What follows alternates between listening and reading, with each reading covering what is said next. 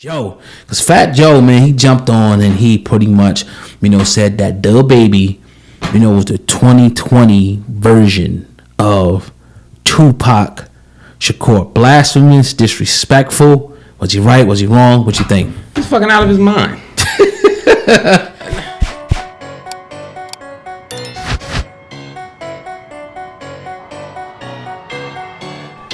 Of the freedom of speech. The other side of the non-disclosure agreements, the agreements.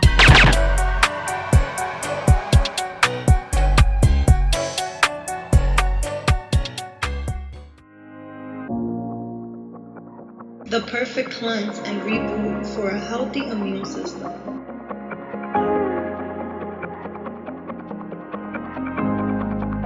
100% natural.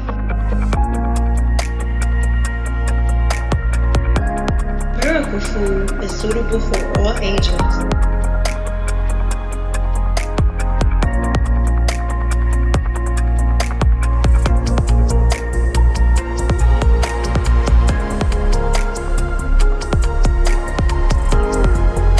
Get your miracle food today. Fat Joe, because Fat Joe, man, he jumped on and he pretty much, said that DaBaby, was the 2020 version of Tupac Shakur. Blasphemous, disrespectful. Was he right? Was he wrong? What you think? He's fucking out of his mind.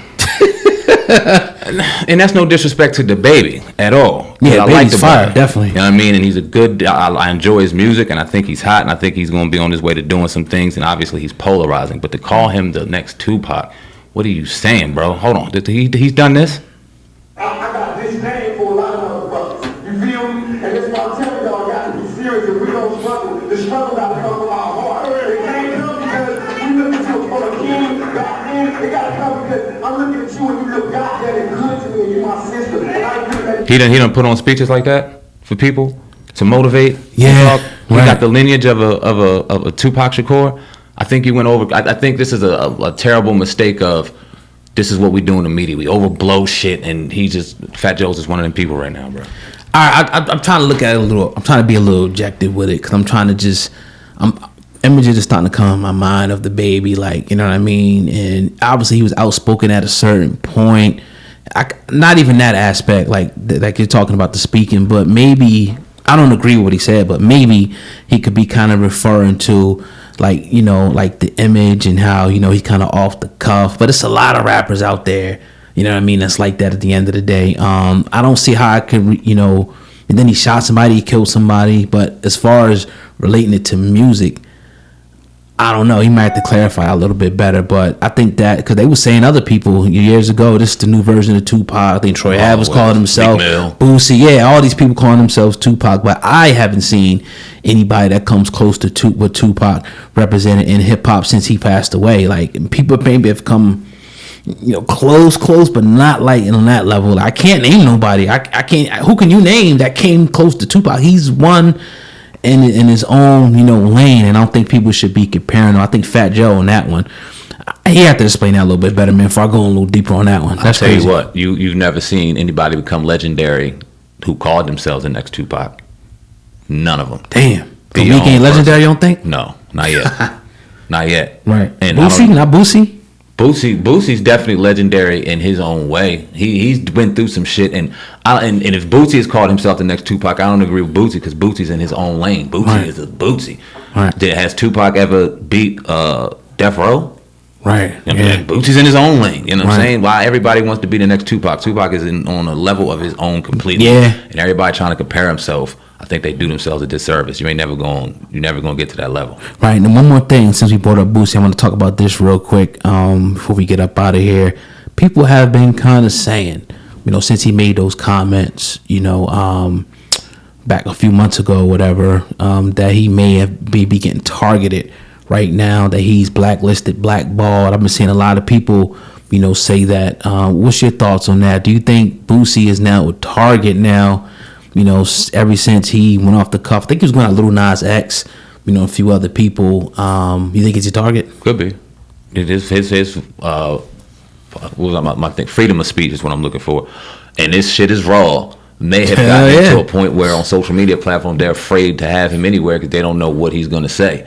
There's power in that. Create a website, create something to where you can put your shit out there and nobody can mess with you. I don't know how or where, but you do have a hell of a following, and there's still people that want to hear your voice. There's plenty of platforms that would love to sit back and listen to you express yourself. There's other ways to express yourself without leaning on. I think he leans too much on these platforms, and I'm sure there's bags in it and stuff, but he's always been an independent dude and a hustler and has a story and has his own brand. So I think he needs to stop worrying about these platforms so much. He has his own to where he can find his niche. It's easier said than done, bro. I hear you. Because, you know, that's what everybody is. It's easy. You know what I mean? Everybody's on Instagram, Facebook, YouTube, TikTok. You know what I'm saying? But, you know, I guess he's going to have to just keep dealing with pages getting taken down. I don't think he's going to change. But like you said, it will be dope. People got together and made that platform where, you know, you can say most, but even if, like, if you own the platform, are you gonna let just anything go? Like, just think about it. You know what I mean? Advertisers won't want to come pay to be on your platform. Right. That's the ultimate name of the game. You want to get paid for your shit. Yeah. So you're gonna have to abide by the people that are putting in the money's rules. They'll let you go down to a certain degree, and I'm not saying any of these platforms are perfect, and I'm sure they target things like that. But when you're talking about billions of dollars, and when y'all get paid millions of dollars, right, there's certain rules that have to be abided by because those advertisements of how y'all get paid. So.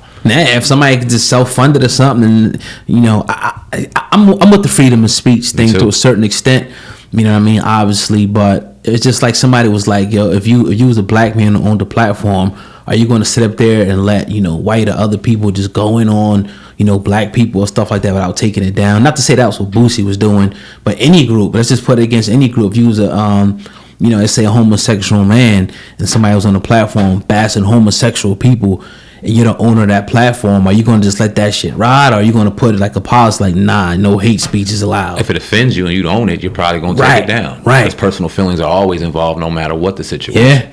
And if it offends you that much, you understand the power of the dollar and things like that, business, obviously. But if it offends you that much, that shit's going down. Now, the deeper part is people are even saying, that's one part, the social media part.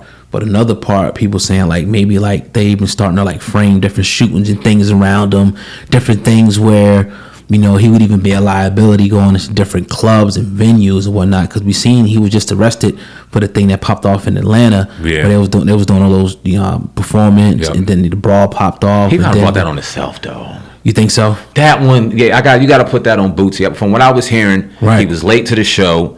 He had a slot. He missed his slot. And then he kind of came on without people knowing, and the security was trying to get him off, and it was the scene. You got to take that one on the chest, bro. Now, I hope that situation doesn't branch off into more to where they're afraid to touch you, because if they could touch 6ix9ine and other people, they can damn sure touch Bootsy and go and do it's like shootings happen wherever he's at. You got to just... I can't blame it on him, but some of that you got to hold yourself accountable on some of that shit too. Damn. I don't think that has to do with him calling Lil Nas X and saying that whatever he said about him or whatever he said. Social media, hell yeah, but those situations, you got to take some accountability in some shit. And it's a shame, man, because they got to keep going in and out of these venues. Like, Boosie probably still has to go. He going to get his bag, but he probably still got to go to venues where it's nothing but 50 to 100 shooters, you know, surrounding the building. It's crazy. Yeah, man. That's hip-hop, though. Yeah, damn sure his hip-hop, too. So, shout out to everybody. Shout out to Bootsy, and stay safe, brother. Definitely. But, yeah, man, we going to get up out of here, man. We got to go, man. Another episode of the Hip Hop Uncensored Podcast. We appreciate each and every person that listened to what we had to say today. You can catch us on, you know, Google, Spotify,